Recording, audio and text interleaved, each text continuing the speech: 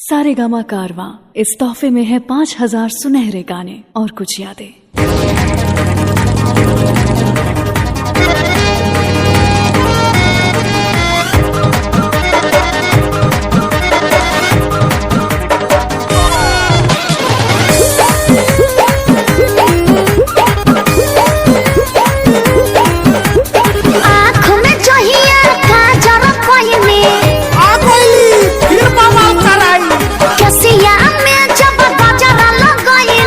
पिछला बार इसी का लहंगा पर न बवाल हुआ था।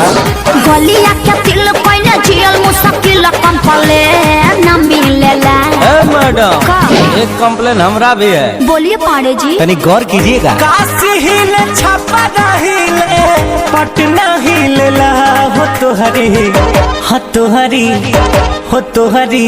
लच के जब कमरिया तो सारा जिला हिलेला हो तो हरी लच के जब कमरिया तो सारा जिला हिलेला हो तो हरी लच के जब कमरिया।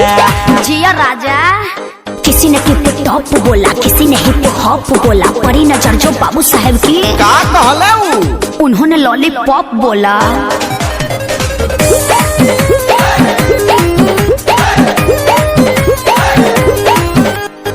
बट दीवाना बना बने सबके कानवा के बाली।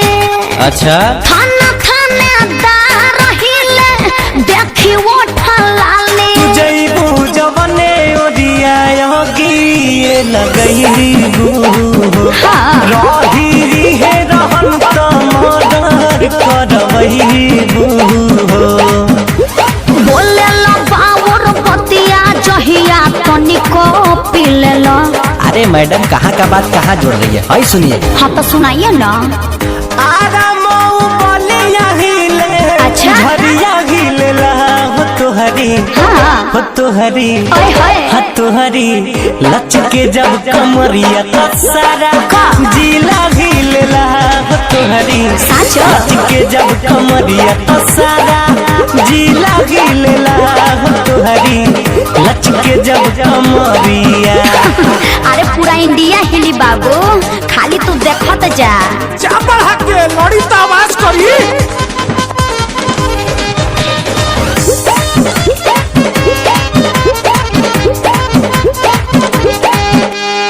जिला जबार में बानी हम सुनाए के पीस हो। पीछे हमारा पड़ल बारे कौन कनया आशीष हो। चारे दिन रही रंगीन रंग रूप भेष हो। अच्छा तना करो ना गुमान कहता रे रितेश हो। होता ये फिलहाल तोहरो बदिल झूठे बात छिलेला। सही पकड़ी है। हम सही पकड़ते हैं। चला आई धरा। बस्ती सासाराम हिले देवरिया हिलेला हो तो हरी हो तो हरी हो तो हरी लच के जब कमरिया तो सारा जिला हिलेला हो तो हरी लच के जब कमरिया तो सारा जिला हिलेला हो तो हरी लच के जब कमरिया। ये हमार जलवा है। अरे पूरा इंडिया हिली बाबू, खाली तू देखत जा। काशी हिले छपरा हिले पटना हिलेला हो तो हरी लच के जब कमरिया तो सारा जिला हिलेला हो तो हरी लच के जब कमरिया तो सारा जिला हिलेला हो तो हरी लच के